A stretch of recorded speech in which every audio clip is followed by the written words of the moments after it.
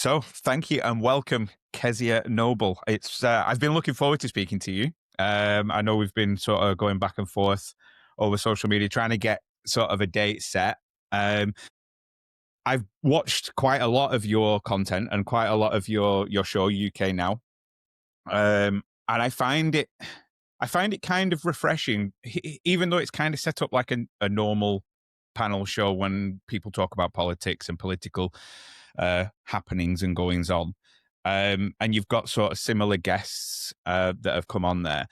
I just find it a little bit more refreshing. It's what I thought GB News was going to be. That's what I think. I thought when GB News started, it was going to be something that was almost impartial, logical, practical, down to earth, and not have sort of a hidden agenda behind it. Mm. However, that hasn't transpired. I still think it's the best of the bunch. But your show very much is just it's almost like a ground level view at politics and at the political and the cultural sphere. So for those that don't know who you are and haven't watched UK Now, let them know. All right. So yeah, I'm Kezia Noble, and I'm a businesswoman. I'm an author. I've recently got into politics. I'm now a reform candidate, and I run a show called UK Now. It looks at obviously politics, not just in the UK. Funny enough, we look at all sorts of politics, but we look at religion, you know, current affairs, and Good stuff. it's really important for me. The first thing I said to the producers is if I'm going to do this, because they do have final say, obviously, I was like, I'm not going to be in an echo chamber. I'm not going to have like three people sitting there just agreeing with each other. There's already an outlet for that, and that's GB News essentially. But not, I mean, GB News does have some conflicting guests on there sometimes, I have to say. I mean, Talk Radio has like literally nobody that disagrees with them. And Yeah. I personally don't like listening to echo chambers. I love debates. Like I literally will go on YouTube and find a debate about something and have two really strong people really taking a deep dive into one topic. And that's what I wanted to do with my show. And I wanted interesting people on the show, not just people that everyone knew, but people like I would find them on Instagram and I'd be like, who is this person? Like, why is he on Instagram? And I'm like, watch him, he's brilliant. And it would just it would go absolutely viral because I knew that this person, what they were saying and how they said it was just so impactful. So I have a real eye for that. And I think that's partly why the show is a success. Yeah, I think that sort of like I said, the ground level view is missing from that sort of sphere at the minute. Is like one of my pet hates and my one of the people that I can't seem to get on board with is Gary Stevenson. It Um, is. so he's a ex trader, multimillionaire, and he's one of these people that are screaming for tax the rich and tax the wealthy and tax assets um and I can't take advice from somebody that's sat in an ivory tower telling the rest of the population on how to live. And I think that's why there was a massive sort of backlash against people like Gary Neville when Gary Neville got involved with um, something political. Is the fact that it doesn't affect you, so none of this stuff that's happening at ground level has any impact on you whatsoever. And if it did, then you would be one of the first people to get on a plane and leave the country because you have the resources to do so. Um, so yeah, no, I commend you for that massively and giving a voice to the interesting normal people that have actual skin in the game and give a crap and give a damn. And I think that's been one of the difficult things for me. I've noticed it recently with the podcast. One of my friends, Louis, who listens quite a lot, he said you kind of agree with everybody, and I'm so well. The people that I'm inviting on are people that I'm interested in. Mm. Um, and then the people that I'm inviting on that I disagree with don't agree to come on to the podcast in the first place. So I've Yeah, kind of there's got, always a problem. Like I had Muhammad Hijab and Ali Dawah were going to come on my show. And I thought, you know what? A lot of people said you shouldn't have them on. You shouldn't have them on. You're giving them a platform. And I'm like, I'm an advocate for free speech. They're allowed to say what they like, but I'm not going to just let them sit there and waffle on. I'm going to have somebody who's equally as knowledgeable as they are about whatever the topic was going to be. And at the end, I think they chickened out. I told them a couple of the guests that I was having on to rebuttal their views, and they were just like, "No, actually, we're not going to do this." So I do feel for you. It is hard to get some people who don't agree with you on the show, and that's why I get very upset when the people when I have like very left wing people on my show to give the counter argument. They're a good sport for coming on, like props Mm. to coming on, and they get so much like hate on my ex account going, "Oh, why did you have this guy on? He's, every name under the sun." I'm like, listen, he was happy to come on the show and represent the other side of the argument. So I'm always going to have a level of respect for that person that's going to do that. For me, I will go into any lion's den. I am not scared of anyone. I will be challenged by I will have anyone on my show.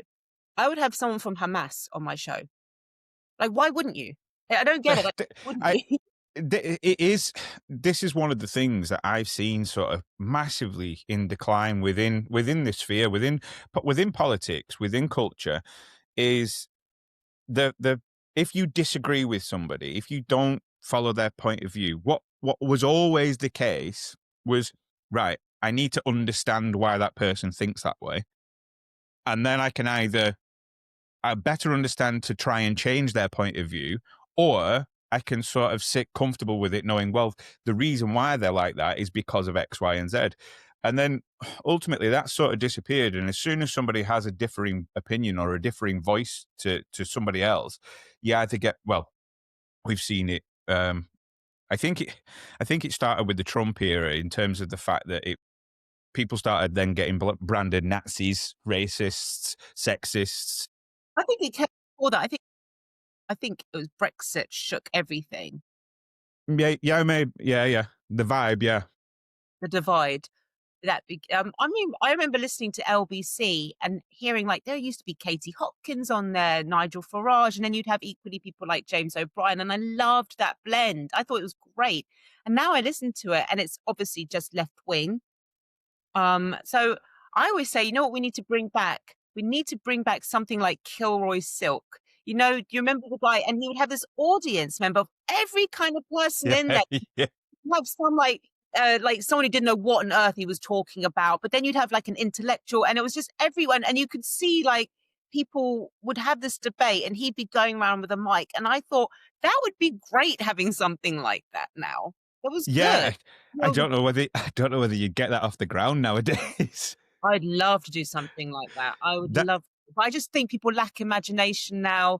They won't do anything like that. They're using the same old kind of um concepts and even GB News. I used to go on there quite a lot, and I used to watch GB News. I think they had interesting characters on there. mm, You'd have Lawrence Fox and people like that, and you might not agree with them, but they were controversial. They did bring up things, and they were funny and dynamic. And I do feel like GB News, they seem to be having the same old people on there all the time now. It seems to be like a rotation between about 10 or 12 people, and I'm like, I saw this person like 4 hours ago on another panel. So I just think everything's getting a little bit unimaginative. Everyone's playing it a bit safe, and they've got like a sort of concept, and they're just keeping to that, and no one's rocking the boat or trying anything different. yeah, that sort of sanitize. It's almost like a sanitized propaganda Yeah. from whatever style. Stick with that guest. Let's have that guest. And it's like when I used to do the panel, we would have me and it would be somebody else and somebody else. Like you didn't know who they were going to be. They changed every week. You get someone new. Yeah, It'd be all sorts of people. We had a psychiatrist, you had a model. And now I'm just like, I looked at that show and I'm like, you've got the same four people on every single week now. It's the same four people, which means I know exactly what they're going to say. I know there's no debate between them. And they're nice people. They're great. I know one of them, but it's just the same people. And I think everyone's in this, we're just getting like very, even that thing that, what's his name was doing, Mike Graham, he was doing a show. yeah, the show, yeah. There was a show he was doing like some plank of the week. And I liked it at the beginning. I was like, but you're using the same four people all the time. Like this could be so funny if you had this person invited that way. Anyway, it's just something I've noticed, and it's all getting a bit same. I'm looking like the people at Talk Radio, the people at GB News, and it's all like, you're looking. Yeah, well, it becomes what you said. It becomes that echo chamber of like, you know, and I think this problem goes. Well, in fact, you can provide your insight to this, because I've sort of suicidal politics, or what I've classed as suicidal politics, that has been sort of happening, I think, since the most recent election. That's when I first noticed it. And obviously we did have kind of a tumultuous time before that in terms of Brexit. And then there was the pandemic, and then the Tory leadership like scramble with everybody seeming to want to be prime minister for 6 weeks and then go on to something else. And then obviously you had Keir Starmer and Rishi Sunak. And for me, and I don't know whether my listeners or the population would agree, or yourself, I thought he lost that election as soon as he started talking about conscription and national service and so on and so. I thought that was so almost out of touch with down to earth modern Britain that it kind of just killed his campaign. Regardless of what he said after that, people just didn't want to listen to him. And then subsequently to that, you have now, in my opinion, Keir Starmer, what happened, regardless of all the lies that he sort of has told, and the nail in the coffin and the thing that he can't walk back from. And it must have been forefront of anybody that would have advised him, was the digital ID announcement. In terms of the fact that you can't make, I don't see how a prime minister of this country can make that announcement not knowing that this isn't going to be received very well. What's your view on that sort of? You said it, yeah, a couple of things. The suicidal element of, like, do you think it's out of touch and being in that echo chamber? So, okay, I'm going to address the points Go that on. you individually. Now, I had Kwasi Kwarteng on my show Yes. last week, and we actually were speaking about this, because what Rishi Sunak did, so you mentioned the conscriptions, but Yeah. there was a couple of other things that he mentioned, which was when he walked, he came back home on, it was at D-Day, something like this. Yes. It's like imagine you have a PR team, you're the prime minister, you probably would have one of the best PR teams in Great Britain. But even a very low level PR team that's not very experienced would say this isn't a good look. Yeah. Then he went and announced a general election in the pouring rain, and he looked like a drowned rat. Again, it's not a good look. Not just having someone there with an umbrella, like someone like me who just about grasps PR would have the good sense to say, let's put an umbrella over you because it's a really bad look. And that's when I'm getting my conspiracy tinfoil hat on a little bit. Like, I feel like he wanted out. I feel like this is so stupid. This is so incompetent that I don't believe it anymore. There's a point of like incompetence where it's not incompetence. It's like, I even say that about October the 7th. By the way, I'm fiercely pro-Israel, but I will admit that October 7th incompetence on such a grand scale of incompetence is no longer incompetence. There's a kind of like, there's a level where it's not incompetence anymore. I hope that makes sense. Yep. I feel like that's the same with Rishi Sunak. It's like, how many blunders have you made? These aren't things like, oh, we trudged up some information about you, which he was desperately trying to hide. That would be different. It's actually, he's actively going out to sabotage his image. Now, so there's something there that I think needs questioning. There needs to be a conversation about that. Okay. I don't think he was an incompetent person. No. I don't think his PR team are incompetent. Okay. Something was going on there. I don't know what exactly, but there has to be a conversation about that. Then we get to what you said about Keir Starmer. Now, this is slightly different. I think that Keir Starmer isn't going to be replaced. I think he's going to stay. You might disagree with that. But No, I agree. I think he'll hold on that white knuckled until somebody drags him off it. Because what the right need to adopt or appreciate is the unity and the loyalty of the left. Okay, so we have on the right, I'm presuming you're centre right or in that area. I'm generally I'm politically homeless because I'm generally centralist. Yeah. Yeah. Okay, but you're not left. You're not. No. You know. Okay. But you would, okay, even if you're not, would you admit that if you look at the right or the centre right, there's so much squabbling between them. There's a lot of egos. They're not united. Whereas the left, not completely, but they are more united than the right. And they Yes. tend to hold on to their leaders for a lot longer. So people will say, "Oh, but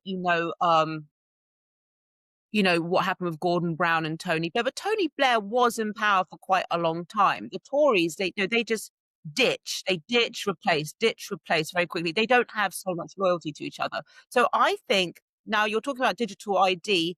I think that this is going to go through no matter what. We can go on Yeah. our processes. We can say, I do not surrender to this. I do not comply. It's very, very easy to make, I would say, 80% of this country comply overnight. Very simple. All you say is, that's fair enough. No ID for you, but you're not allowed to go abroad. You're not allowed to travel. And that's it, done. Because I remember in the pandemic, We saw it through COVID. Yeah. I was like, I remember my friends, they said, "Oh, I'm getting the shot." And I was like, "Why?" "Oh, I need to travel." I'm like, "Look, I understand if you're getting the shot to maybe save your job. I personally wouldn't, but there's a reasoning behind that. But Yeah. to There's a rationale. travel, it's they've already the government, politicians, deep state, whoever it is, has already run the test and already can see, hold on, this is super easy. These people, all they care about is traveling abroad. You're going to have some stubborn ones with like 10, 15% who are going to say no. But the vast majority, they're not going to give up their annual trip to Tenerife. They're not going to give that up. Yeah. It's Yeah. so easy. Well, everyone thinks there's going to be like this mass, nothing's going to happen. There's going to be protests. You're going to have a very, very small minority of people who don't really like traveling anyway, who are going to put their foot down, and that's it. The vast majority are going to be ID'd up, and they're just going to, suck it up, buttercups. Yeah. So, I sorry, think that's it. I'm just being realistic. I think you're absolutely bang on, and that's sort of the whole mentality throughout the pandemic. And I'll be the first to admit, my missus had slap me if I didn't admit this, because the first 2 months it had me very much in its clutches. I was frightened. I had the mask on, and I was like worried for my kids. I was worried for the future of sort of the country. I'd done a hell of a lot of reading. I'd read about the sort of the influenza and so on and so forth, what had happened in the past. And then quite quickly, the sort of the political and emotional bribery that was sort of taking place throughout the world of there was an interview. It was an American politician, and it was if you remember, it's quite famous now. He's eating a burger and fries and saying, "No, if you get the COVID shot, you can get this burger, and oh, there's a fries element to this deal as well." And I'm like, if this thing saves your life, you shouldn't need to be bribed by burger and fries. It should be, queues round the block waiting for this vaccine, which wasn't a vaccine, but that's another story for another day. And the mentality that sort of changed publicly Hmm. throughout that whole process, it does make sense that the establishment, whoever it may be, have kind of figured out, right, well, if we do X, then this is what's going to happen. If we do Y, then this is what's going to happen. This is travel. That's all they need to do. They just need to say, "Okay, you're not traveling abroad." That's all they need to do. It's going to be that easy for them to implement this. They know Mm. this. Okay, so what does he have to lose? Um he's gonna implement digital ID. There's going to be about 6 months of protests. Most people are just going to say, "Why don't you shut up and get on with it?" After a Yeah. while, they're going to say, "Well, you're causing traffic delays and your protests are holding up." It's going to be, I'm telling you, people are just going to go. I mean, I can see it now. I can see it happening within 1 year. And to be fair, I will be one of the diehards. I will be one of those that will not accept it. I didn't take the COVID jab. I will not take digital ID. I will sort of go as far as I possibly can do, um, you know, without it. I think the problem is, and my danger is, and it's kind of, it's almost like a blessing and a curse at the same time. I forever see the big picture within life. So when my missus is talking about, you didn't do the washing up, And I'm like, oh, well, I can do it now. It's because I was doing something else and I had my eyes on the big picture, not these little bits. Um, I see that within the sort of within the political sphere of the sort of bigger picture and the bigger issue with digital ID isn't necessarily what it's purported to be, which is a control of right to work, a control of immigration, even like you said, a control of travel or anything. It's it's a government hand on your shoulder at every single thing that you do, rather than having the autonomy and the privacy to be able to behave however you wanted to behave and do whatever you wanted to do, rightly or wrongly, legal or illegal. The reason digital ID is dangerous from my perspective is you always have that governmental hand on your shoulder. It's a digital leash. Yes. No. Yeah, and but that comes back to the point of in terms of, does he just not care? Or is it the fact that he's living in an echo chamber? Or is it just the fact that it's, you get your tinfoil hat on and it's a larger conspiracy? No, for this, I don't even think it's tinfoil. I think that this is something that is being implemented across the world. I hate the way that we're looking at China for solutions. I have huge issues with that, that we're actually looking at China as like, let's copy what they're doing. They've got something right here. I don't like that. It's a completely different culture to Hmm. ours. And it's a culture I don't really like. I'm going to be completely honest. This is not, I I agree. don't Chinese people. I have Chinese friends.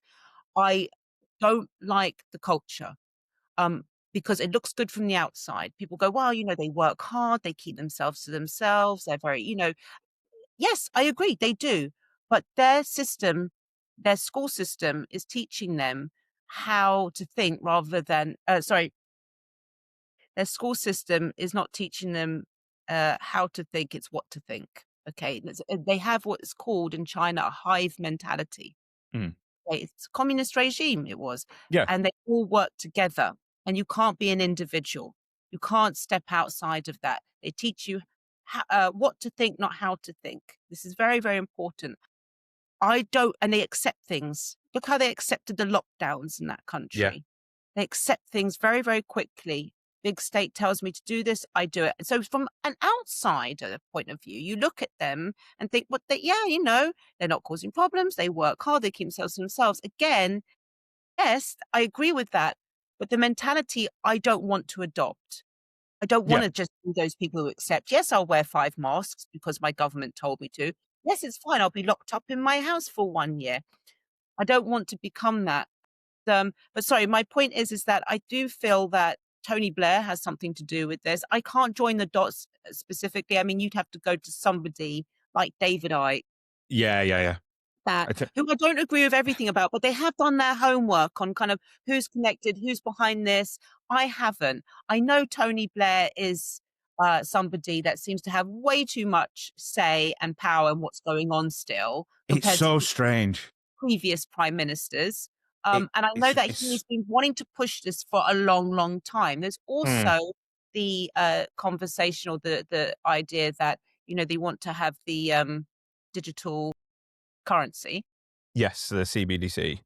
Yes, and that makes a lot of sense. If you want to control people, that's the best way to go about it. There's someone I would recommend you have on your show, would be Majid Nawaz. He knows a lot about this and he's done the deep dive on I'm friends with him, so mention my name. It might help for, I will do.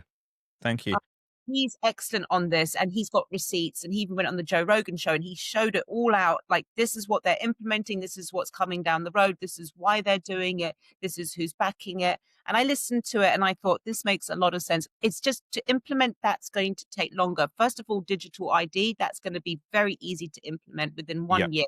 Very, very easy. Well, Um, they've already got company directors that to an extent, haven't they? Because they had to um, comply with their was it confirmation statements? I can't remember exactly what it was, but it was the company directors this year. So if you had a limited company, you had to sort of re-sign up or sign up to a digital platform. Was it? If I'm right in thinking. yeah, I haven't been asked to do that, but Maybe I've already got a digital presence. I'm not sure what you mean by that. Yeah, I can't remember what it was Mm. specifically, but it was the fact of within the next sort of 3 years, so before the end of this term of the Labour government, it will have to be done. Um, Okay. But I think digital ID in itself isn't a bad idea. In itself is not a bad idea. A lot of countries have it. They don't have mhm. a problem with it. I don't like what's coming next, which is the digital currency. That's what I'm worried about. That's what I'm really worried about. But you can't bring in one without the other one coming in first. That's what I'm worried about. It's making the way for that. Yeah, I think that this is it. Kind of comes back to, I listen to a lot of political stuff, and political commentators. People like Adam Brooks, people Mhm. like yourself, Ben Habib. I listen to quite a few of these people. Nigel Farage, for instance. I've had a Reform councillor on the podcast before, and the the big thing that I seem to keep on coming, like I've just mentioned, I see the big picture quite a lot. It's like people discuss migration, people discuss digital ID, people discuss, economy growth and taxation and, the inheritance tax on farmers. The biggest thing for me that I believe would solve a lot of this issue is when I don't know when it happened and I can't really, the only the only way I can sort of pinpoint it is when I kind of became aware politically, which was around the Tony Blair, Gordon Brown era. Um, the loss of accountability within government is, let's take Tony Blair for an instance. Regardless of what you think of him and what your political views are, the man was a born leader, probably still is to an extent, very charismatic, knew how to speak publicly, knew how to get people to follow him into whatever. He had an excellent PR team. Yeah, Excellent. yeah, phenomenal. The same as people like Obama. Obama, in my opinion, one of the most useless presidents going. He didn't really achieve anything whatsoever when he was in for 2 terms. But whenever he spoke, I listened. And whenever he had an address, I tuned in and watched because he had that kind of draw.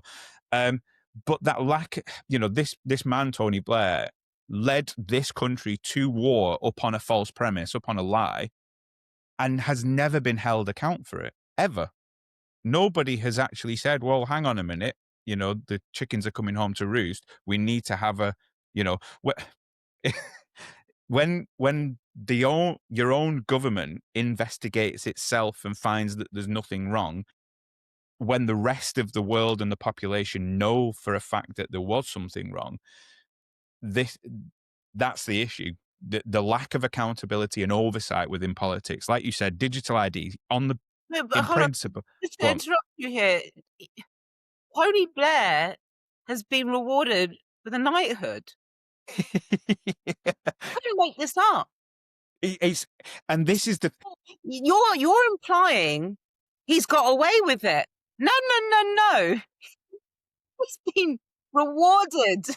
That's a well, big true. Yeah, there's that. So it's not actually, it's on the opposite side, which is it is so mind-blowing. It's mind-blowing.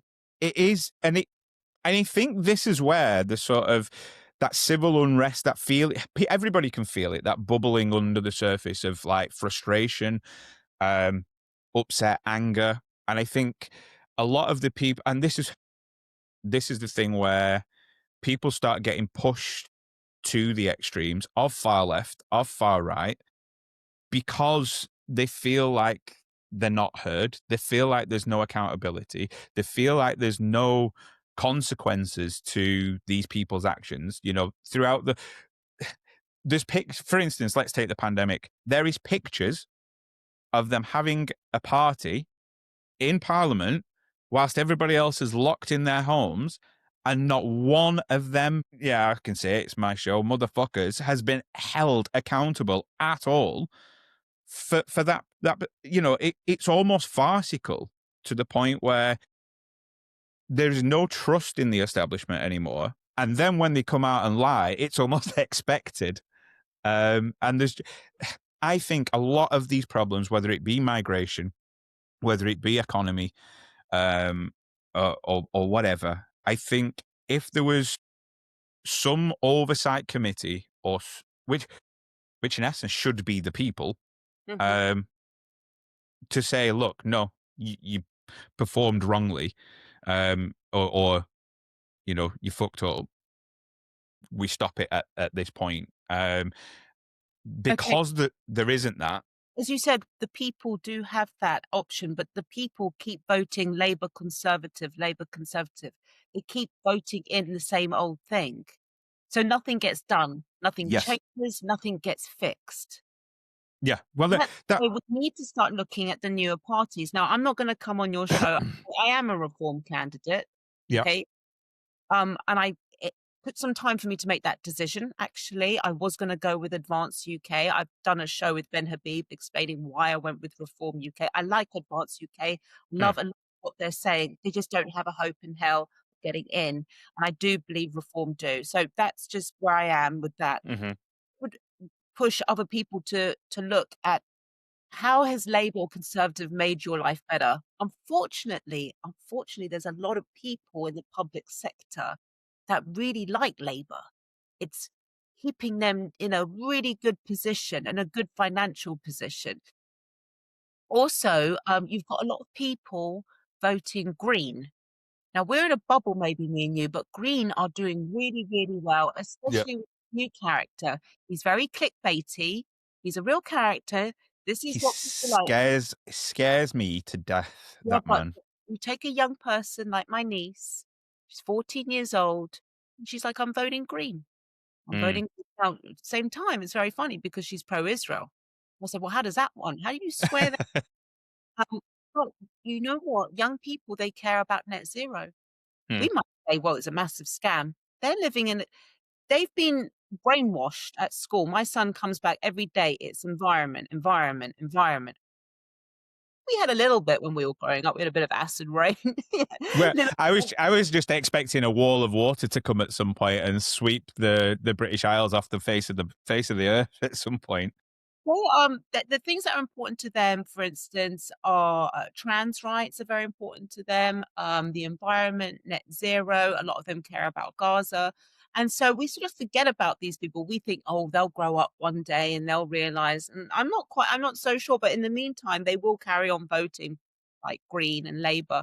Um, it's terrible. I mean, it's a horrible situation to be stuck in. I would definitely encourage people to stop voting the Conservative Party. As much as I hate Labour more, I don't hate them that much more than the Conservative Party. I think they're both dreadful.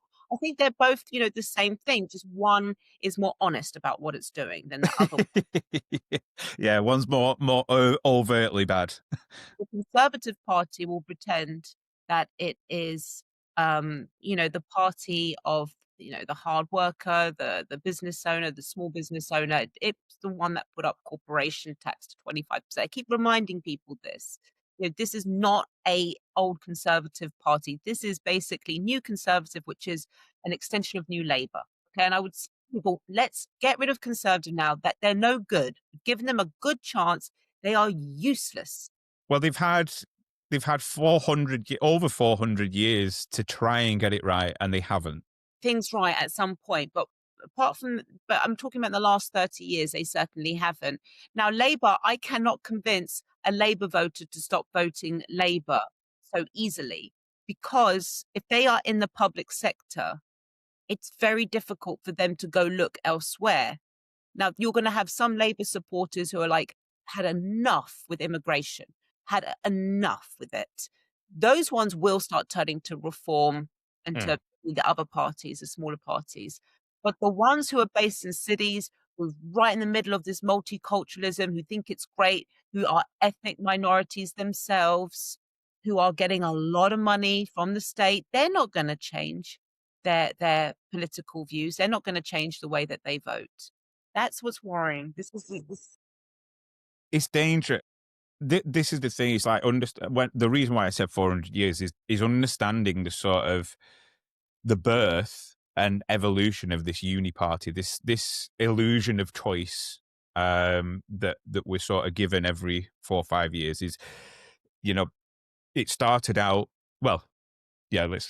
So it started out Whigs and Tories, went from Tories to Liberal Democrats. So the Whigs changed to Liberal Democrats. And then Labour's only relatively in this political sphere a recent addition of like 1890s, 1900s, where they were what Reform are now, the new kid on the block, and holy shit, watch out for these. We don't want them. They're demonized. They're horrible. And all they did was assimilate the Liberal Democrats' position and become the second party in the two-party uni-party system. And this is the reason why I am or one of the main reasons why I'm so wary of Zach Polanski. I am a massive believer that there is not necessarily what proportional representation is now in New Zealand. However, there is some sort of proportional representation system that I believe can be put in place, which in essence is what true democracy should be. I agree. Whereas I got turned on to him because he was a big supporter of this. He was a massive supporter of proportional representation. And then I think it was a BBC reporter that asked him, would you still support proportional representation if it meant Nigel Farage became Prime Minister? And his answer, as quick as you could imagine, was no, not at all. No, I wouldn't support it. Now, somebody that forsakes his morals that quickly and that flagrantly to be the leader of a political party scares the living daylights out of me, because every single promise he's making you now up until that election, he will quite easily go, no, I don't want to do that anymore. And that's what frightens me with him. I think he changes his tune from one day to the next. And regardless of whether you agree with Nigel Farage, Keir Starmer, or Zach Polanski, at least the two that I mentioned previously don't really change their stance. They stand where they stand, come hell or high water. You like me or you loathe me. The person that changes and chameleons to be liked, which is what he's doing, in my opinion, is the person that you want to be wary of the most, because they become popularist leaders. They become the people that get into power, and they become the maniacal child on an anthill with a magnifying glass that frightens me to high heaven. So yeah, I think I'm with you. I think I'm with you 100% on that one. With on one point, you say that nothing's really changed between the two parties since they were, formed back in donkey's years ago. But I would say the Thatcher government did change a lot in this country. What I mean is the system, the illusion of choice, so to But there was speak. choice. In 1979, a huge choice was made, and Britain changed completely. Now, whether you agree with Thatcher or not, it's a different argument. There's actually some things I disagree with her very much on, and some things I agree with her on. Britain completely changed after that. I think since John Major, I think that since 1992, that we just seem to be going in the same direction. I don't believe that there is much choice since No. then. Well, I think that was None of them have even tried. You can't even say, well, there was a dip in 2008 to 2000 or something like under Cameron. It just kept going up and up and up. Okay, so this absolute reliance, this love affair with uncontrolled mass immigration has just continued. It doesn't matter who's in charge since John Major. And I would actually even say John Major's the one who started, if you read about it, he's the one who started letting in a lot more immigrants, a lot more migrants. I remember noticing it when I was young. It was a really strange story. I was like 12 years old. And I lived in a really, really nice area of London, like super nice. There's never been any problems there. And I remember like these guys were hanging around and they threatened my mum just because she was looking at them. And I was like, who are these guys? Like, this is 1994 or something. I was like, who are these guys? It's like really weird. And they were living in some of the empty houses, because in those days you had empty houses in London. Yeah. And they were living there. I said, well, who are they? She went and spoke to the council. She complained, and they're like, oh, these are migrants we have to let in from Iraq. It was Iraq or Kurdish or something like this. Yeah. I remember it was starting then. Already the problems were starting then back in 1994, and that was before Tony Blair. He just then opened the floodgates, but it was beginning under Major.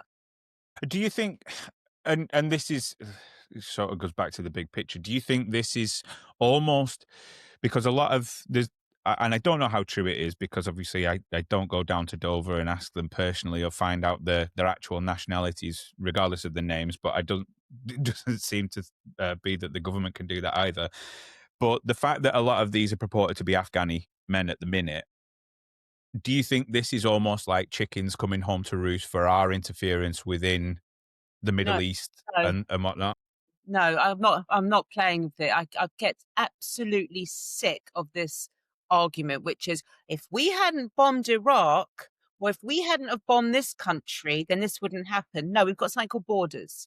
Yeah, So do you think back in the let's go back to the Middle Ages, okay, or the Tudor times, or after that even, when Britain invaded another country, whether you thought it was right or wrong, and it invaded another country, did it then say, right, now, because we've done this, we're going to open up our doors and we're going to let all these people in that hate us for what we did? Of course, they're not going to do that. So why do we feel like we have true. now? I don't understand the connection. It's a war. We did that. Now you can protest against that war. You can think it's bad, and you can make reparations, just like America did for Japan. You can send money. You can try and fix it and help that get their society back into a functioning order. But you do not let in. There's nowhere, there's no piece of paper, there's no rule, there's nothing in the Magna Carta or whatever that says you must allow people in that you attack. So why Do are you we? th- I'm do you not think do you arguing. think it's the weak? I suppose to rephrase the question in terms of the fact that I can see the correlation, but do you think in terms of them being allowed to enter the country, it is purely down to the weak leadership? Because what we would have had previously is no, I know we bombed you, I know we effed up your country, but we'll help you Yeah, rebuild and we'll help you do this. That would be, in my opinion, a strong leader. A strong leader would say, no, you stay where we are, we'll help you. Whereas, do you think it's the symptom of a weak leadership to go, oh, all right, okay, yeah, we'll belly over? no. So if you'd have told me that one particular government had a weak leader and this had happened, then fair play. But it's all of them are doing Yeah, the same thing. I don't believe in coincidences. I don't know about you, but I don't. And no, I don't either. I believe in incompetence. I don't think this is just let them in because we're stupid. We don't know how to handle this. No. I believe a lot of people say, oh, it's about changing the identity of this country. I don't know. Maybe I'm open to that idea.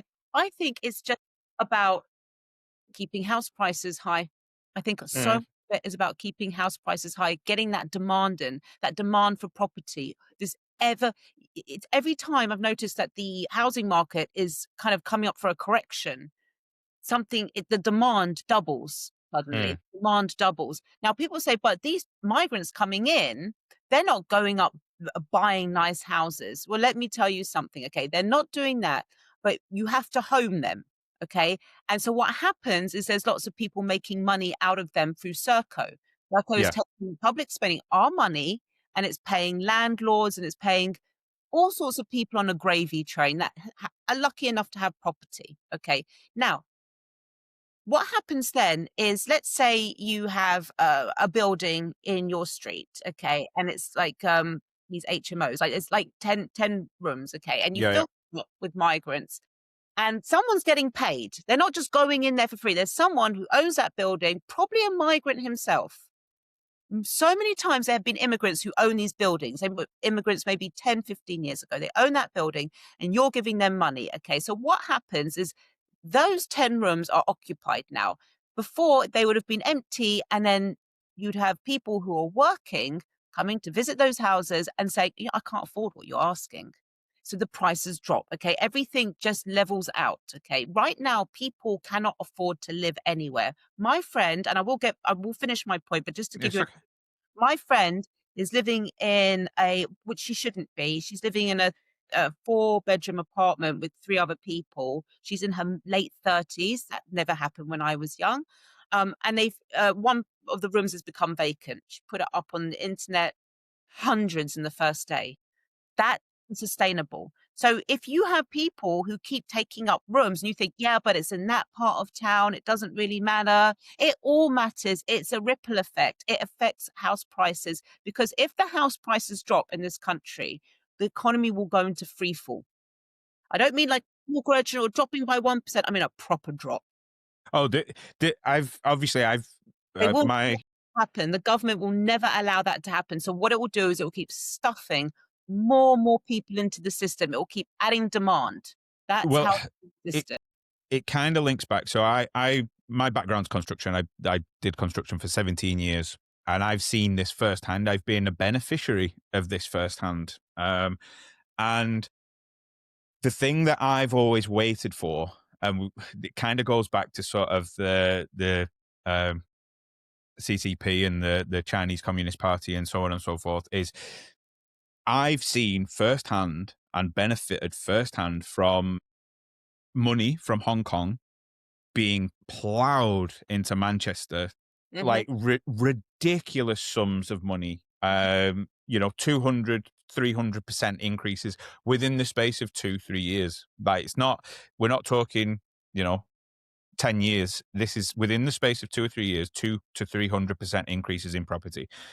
Now, I know for a fact because I worked on a deal where I achieved planning permission for somewhere in the Northern Quarter.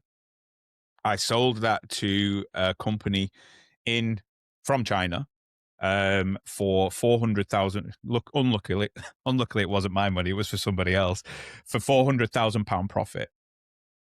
Now that building is still there; it is still empty. It is still not developed. The planning permission will have lapsed, but I know for a fact, and I say that I don't know for a fact, but I can speculate that the reason why that money's there is because the Chinese Communist Party won't sort of allow people to amass stupid amounts of wealth within their country. So they put it, the property, the These are way. basically empty Swiss bank accounts. These are Swiss bank Yeah, accounts that are built yeah. in Manchester. Of course, yes. Now, the problem is with that is when you have all this foreign investment and all this foreign property ownership, that means that other countries have the potential to pull the rug and your housing market goes bump tomorrow. So how do you counteract that? You keep adding demand, adding Mm. demand. Now look at Manchester, it's a good example. They've built all these houses there. Why is Manchester so unaffordable? But people say, "You need to build more houses." Shut the fuck up. Manchester have built more houses. It's still unaffordable. It's still unaffordable. Why? Because what the example you've just given, that a lot of these places being built are being left empty. But two, because the supply keeps going up. So you live in, the demand just keeps going up. So you walk around Manchester. Can you compare it to 10 years ago? I bet it's got a lot more busy. I bet just the of it is so much Yeah, busy. and then on top, I mean, this is the other thing. You like when people, I always love this argument when people say stuff's overpopulated. I mean, if you walk 20 minutes in any direction where I live, like there is acres and hectares and miles and miles and miles of greenfields and open space. We're not overpopulated. It's the illusion of the fact of City's terribly overpopulated. I showed someone the other day, it was a video of London in 2019. So we're talking about 6 years ago here before the pandemic. And then I showed them that same area of London now. And you can see how much busy it was. And it was the same time. It was not rush hour. It was the same time. You could see how much busier it was. The roads were busier. The people, the footfall on the streets were busier. But at the same time, what was interesting is the shops were boarded up. So much Mm. more shops boarded up now than there was then. I think it's the illusion I that don't like immigration. I think it sucks. I think we need very, very small amount of immigration. If you look at 1987, net immigration to this country was 8,000 people. In 2023, under the Boris wave, it was 1.3 million. It's unsustainable and it's not making things better. You no. need 8,000 a year and they have to be highly skilled workers and you have to start bringing back something called temporary work visas. And Mm. what is wrong with temporary work visas? I lived in the States. I was on a temporary work visa. I was on a J1 visa Great in the States. idea. Yeah. Great ideas, bring them back. Why do people have to be here permanently? Why? Why? Well, that's the problem, and in terms of, don't get me wrong, I'm not massively against immigration. I am. I am massively against illegal immigration for a start, and That I'm does mass.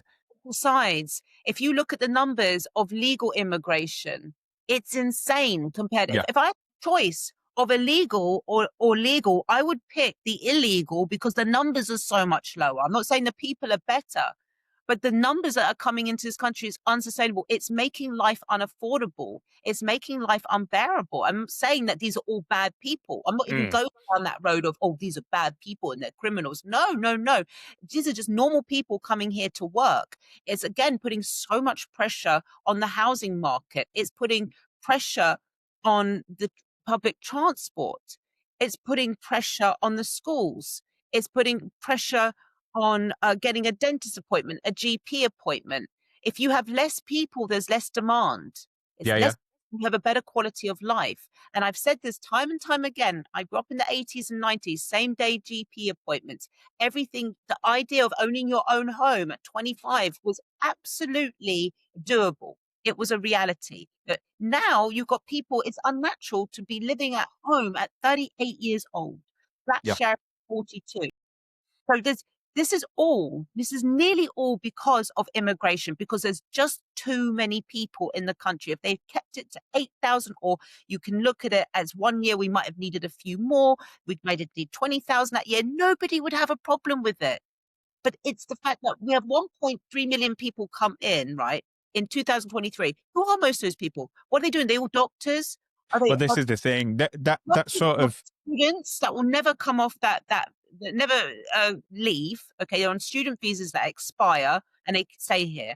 A lot of them are doing jobs like in supermarkets and things like that. And then on top of that, those low paid jobs, we're topping up their benefits, because guess what? They can't afford to live anywhere. So we have to pay for their housing benefits. Do you see now? It's just this cycle. It's just never, it's 100. chasing I its own tail. It never ends. I see it, and I think this is the problem, is the fact that I've like I said, I've benefited from a temporary visa.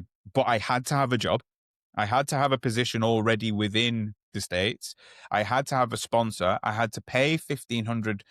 Was it 1,500 quid? I think it was 1,500 quid at the time to apply for the visa. This was without it being granted. And then I could only stay there for 9 months. And then I had to leave the country and reapply if I wanted to extend. And this is the issue for me, is the fact that it seems so easy from a layperson, and I'm not in the sort of um, the spheres to sort of understand the statistics, but it seems like it's such an easy thing to do, to come to this country. I don't have to have any skills. I don't have to have any knowledge. Visa. Most of people in this area, they're on student visas. I live in a really nice area. It's full of Chinese and Indians on student visas. Are they causing problems? No, they're not causing problems like Afghan or illegal migrants, or they're not. I'm not going to say they are, but they are, you know, paying, they are taking up properties. It's making rent go up in this area because a lot of the Chinese students come from wealthy families. So everyone just, it's just too many people from everywhere. I'm not even pointing at one particular. We can talk about men coming in from the Middle East and what problems they cause. But if we just take away that and just say, even if these people were coming from France or Yeah. Germany, it's still people. It's still demands. It's still demands on the system. And And it's not quality of life. It just isn't. do you think the reason, obviously, the way that you're sort of putting that across, I completely understand. I really do. Do you think because of this sensationalization within media, this discussion is not allowed to be had because automatically it's sort of um, branded as racist, it's branded as this, it's Well, branded as that? Where, I never bring up race. yes, I'm that's what I mean. That's what I'm purporting to. Indian, not because they are Chinese and Indian, I don't like them. I'm just giving you an example of in this area where those people are Yeah, coming. yeah, yeah. They're not bad people. They're not bad people. It's just people. It's more and more and more people. So people who are born here, okay, who are not just coming here for 10 years to study and then bugger off, if they do bugger off. We've been here, we can't afford to live here anymore. So everybody, what's happening is they're moving. They're moving to the suburbs. Suburbs are too expensive now. So they're moving to the coast. They're moving to these places where I know a few people who have moved now near the coast going, I just can't afford to live in London. But they're the ones traveling up. They travel up 2 hours a day to get to London to work. And then they see people around them who are living in London who are not working, who a lot of the times come from other countries. That's not fair. Hmm. That's unfair. And I think when people see that unfairness, okay, when they actually have to move out of the city they were brought up in because they can't afford to, or they can see people who have come here who are getting the opportunity to live in this city and get paid for doing nothing, that resentment makes them then change their views on how they vote. It Yeah. does. That is when your life's affected like that. I think 20 years ago, you saw rents go up, you saw things got a bit more difficult, things were getting a bit more busy, there was more demand on public services, but it was manageable. But when you're actually like, you know what, I have to move because I can't afford to live here, and you're coming in spending that kind of money on the train, watching people living where you used to live for free, Yeah. that builds a real solid feeling of resentment, and that is what's going to make people change their voting habits. Yeah, and I think that's the biggest thing that I've sort of seen as well, in terms of the fact that the thing that I can't get on board with, and exactly what you're saying, is when you get people's anger directed towards the people that are benefiting from this system, and we've seen it across the country. I've always wanted to sort of scream, well, no, your problem is the person that sat in the big chair at number Yes. 10. Yes. It's not the person, it's not, I would the do this immigrant on the corner. I would do the same as them if I was coming to a country and they said, "Yeah, we're gonna give you a nice house in Queen's Park, okay, and we'll you." Yes. Heck yeah, yeah. Yeah, Where do I it's sign? government, of course, and it's all this stuff is very, very fixable. And, I do have to go now, but That's just okay. I appreciate it. this might be a nice way to wrap it up, which is why I got into politics is because I'm a can-do person. I Mm. always have been a can-do person. I never understood people who were like, "Oh, I can't do this," or "That won't work." And I wasn't this like just Pollyanna, very positive person. I'm not that kind of person. I'm quite cynical actually. But I always think everything is a lot more easier than people make it out to be. So I started up my own business. I wrote a book. Remember, I left school at 15 years old. I changed my life completely and I found it very easy. Found everything very easy to do. So when someone comes to me and says, you can't do that, that's complicated, you know, then I think, right, okay, those people don't get into politics. Stay out of it. Okay. Stay out of it. So I look at everything that's happening to this country, that's happening on a local level in my area, that might be happening at the school, that might be happening on in a whole in terms of like more nationwide, and I can see like this is so easy to fix. These are just things that can be fixed, but there's no will. And if there's you need imagination to fix things and to Yes, change things, and if there's no will, there's no imagination. Like if I you like don't that. if I don't care about something, someone says, "Can you organize the Christmas party?" and I don't care about it, you're going to get a pretty shitty, basic Christmas party of some tinsel and some cakes and some wine, and it's going to be You, shitty because I you just don't wouldn't have even get tinsel if I was to organize it. don't have the will. I don't care. But let's say someone Yeah. said, hold on a second, you're gonna, this is if you make this Christmas party, you might be featured in this magazine or there's this prize. Or suddenly I've got buckets of imagination. And I just feel like all these people in government, they don't have the will. So I was talking to Kwasi Kwarteng about this, and he was like, well, you can't change the civil service that easily. And, reform are going to have a real difficulty. Okay, stop. I was like, stop. Because this is what everyone's been saying for years. We can't do anything about it. We're stuck in this position. No, you need someone to go in there and think with imagination, think outside the box. How can we change this? But you can't do that without will. So every time I see something and I think, right, I don't feel frustration. I don't feel frustrated. I think it's a waste of time and energy. Frustration should be just like the thing that you feel very temporary, a temporary moment, just to signal to you that there's a problem. Okay. And I look at it, and if I can fix it, that's it. If it can be improved, if it can be fixed, if it can be altered, then do it. And that's why I'm in politics, because I just know that all of this, we can fix all this, might take a bit of time, but it's easy. It's actually easier than people think. It's just making the difficult decisions. That's the problem. Difficult. They're not even difficult decisions. I think we've got to just get rid of all these words. Difficult. Get rid of it. Do what needs to be done. And I think Thatcher did that. Thatcher, again, I don't agree with all her decisions, but I do agree with the way she was just like, my way or the highway, because you do need that at some point. Yeah. 100%. I mean, she does look, when she looks sort of rational in comparison to the way that she was sort of held up as this iron lady. And when you look back on it now and you think, in fact, she actually made a lot of fucking sense. That shows you how far. She had long game. She was looking at the future of the country, like beyond her time and power. She was looking how it'd be 20, 30 years. That's also gone very much. How's this going? All just fixed. I think I wanted to sort of get into sort of the end element of kick the can politics. We can maybe do that in future, but first and foremost, thank you very, very much, Kezia. I massively appreciate you coming on. I look forward to following you in future on UK Now. That we didn't really get to. So if anybody wants to hear more of you and watch more of you, where do they go? Well, so we've got my X account, which is Kezia_Noble.